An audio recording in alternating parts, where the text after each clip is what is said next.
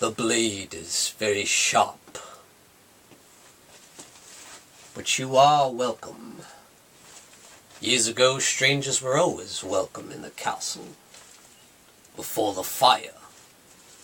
Good evening, folks, and welcome to the Horror Corner. I'm your host, Sean Patrick Erschen, and this week we are doing another movie review. This is Scars of Dracula, directed by Roy Award Baker and starring the legendary Christopher Lee in the role of Count Dracula. Now, the Hammer Dracula series, of course, is one of my favorite horror franchises of all time. And I feel like Scars of Dracula doesn't get enough love. I'd definitely say it's one of the most underrated entries in the Hammer Dracula series. Now, Scars of Dracula was released in 1970, and it was the second Hammer Dracula film released that year. Earlier, Taste the Blood of Dracula came out. And this film doesn't follow the events of Taste the Blood of Dracula at all. So in Taste the Blood of Dracula, Dracula died in a church. Now here he's resurrected in Dracula's castle. So this film doesn't follow the events and doesn't pay any mention to Taste the Blood of Dracula. It's more of a one-shot deal. But I will say one thing I really don't like about the film is the poorly rendered vampire bats. They're really poorly designed and they just don't work, you know. You can almost see the wires hanging from the ceiling. It's so bad.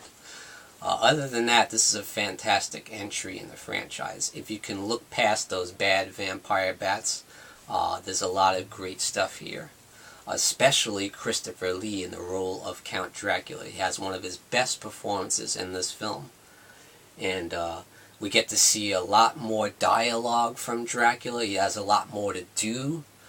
So you get to hear that commanding voice once again, along with the commanding presence. So it's the best of both worlds. And I really love that. And he has a lot of great dialogue here, so that's great to see once again. It kind of reminds me of the Horror of Dracula. Towards the beginning we get to see that charming debonair style, that hospitable sense that he has, the well-mannered and the well-spoken nature of Dracula. And I really love that. So the film begins with, right away, the resurrection of Dracula. And how is he resurrected? From the blood of the vampire bat. So yeah, like I said, the vampire bats just look terrible. But yeah, it's kind of funny. He's brought back to life by the blood of the vampire bats. Go figure. So yeah, a lot of the films in the previous Hammer Dracula series, it takes kind of a while before you actually see Dracula. Here, he's right front and center, like right away, which is cool. And then we also see a villager find a dead woman on the ground, and you can see she was bit by Dracula. You can see the vampire bite and the blood pouring from her neck. So the guy picks her up and walks her all the way to the local pub in town where everybody's at. And of course it's owned by Michael Ripper, who's in just about every Hammer Dracula film, and every Hammer film for that matter. So we've seen Michael Ripper in so many Hammer films playing various different roles. But he's such a great character actor, so big props to Michael Ripper. And I believe that was supposed to be his daughter that died at the hands of Dracula. But he does have another younger daughter as well in the film. So they're all going nuts, they're all freaking out, and also at that pub is the local priest. So yeah, you gotta have that holy figure, that ultimate good going against that ultimate evil, which I love, you know, that classic style. And they all decide, you know, we gotta rid this evil once and for all. So they decide to grab their pitchforks and their torches and go storm the castle in classic Frankenstein style, you know. So they see Clove at the door, and they kind of trick him into opening the door. They barrage through the door, and they decide they're going to torch the castle, you know, light the castle on fire. And Clove's freaking out. You think you can stop the master that way? The flames will never reach him. And of course the flames never reach him, so when they get back to town and then we get back to the local church, they see a massacre has happened, you know. Everyone's dead on the ground and in the church aisles, you know. It's really bloody and nasty, and it's surprisingly gruesome. So yeah, this is definitely probably the bloodiest entry in the Hammer Dracula series, I would say. A lot of blood. And then of course we meet young Sarah, as played by Jenny Hanley in the film, and her boyfriend Simon. And of course Simon's brother, Paul. And Paul is a very promiscuous kind of ladies' man, you know. He's popping in and out of girls' houses and pissing off the fathers, you know. At one point you see this girl in bed with him, and she goes and runs down the stairs after him, and of course the father strolls in and she's got nothing but a sheet on. He's like, "He took advantage of me, father." So yeah, he's a real ladies' man. But what happens is he ends up getting lost, and he ends up at the castle where Dracula lives. And he goes up to the castle and he meets Count Dracula. And he also meets Dracula's servant, Tanya, as played by Anoushka Hempel, a gorgeous woman, who really reminds me of Valerie Gaunt in the original horror of Dracula, where she kind of seduces the young man by saying, you know, kind of tricks him into playing the damsel in distress role. "Oh, will you please help me? You know, I'm trapped here." And she just uses that to seduce him so she can bite him on the neck. But yeah, Tanya is Dracula's bride, Dracula's servant. And she does kind of have a little love affair going with Paul, you know. But then in the end, you know, she tries to bite him. And of course, I don't know what it is, but Dracula will not allow anyone else to have a victim but himself, you know.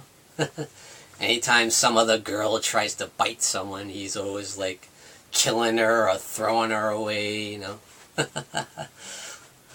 And this time he actually kills her with a knife, which is very out of character for the character of Dracula. He stabs her to death with a huge knife, you know, which is weird, but it's really bloody and nasty, you know.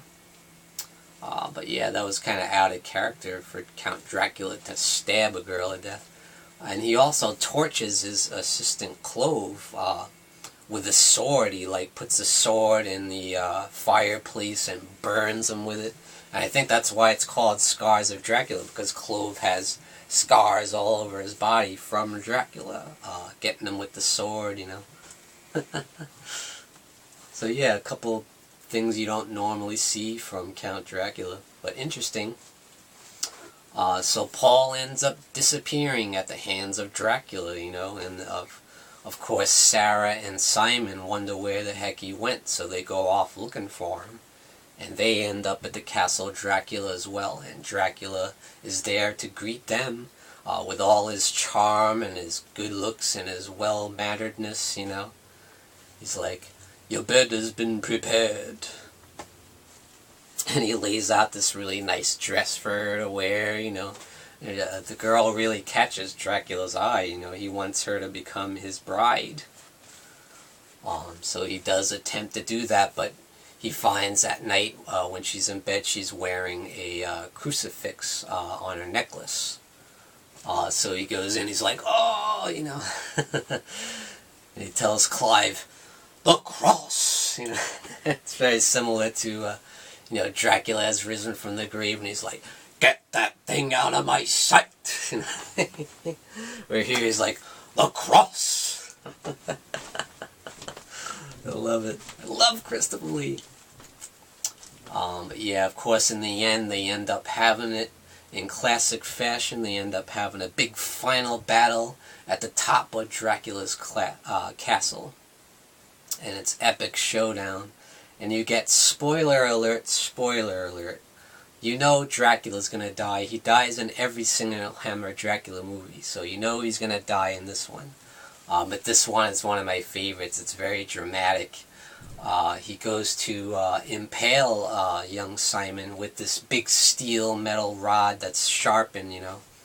And of course he gets electrocuted by a bolt of lightning, and that courses through his body, and he goes on fire, and he's like, oh! And he falls down off the side of the castle, and it's so dramatic. I love it. So guys, yes, definitely check out Scars of Dracula, the most underrated of the Hammer Dracula franchise. And thank you for joining me, Sean Patrick Erschen, in the Horror Corner. Tune in and stay scared.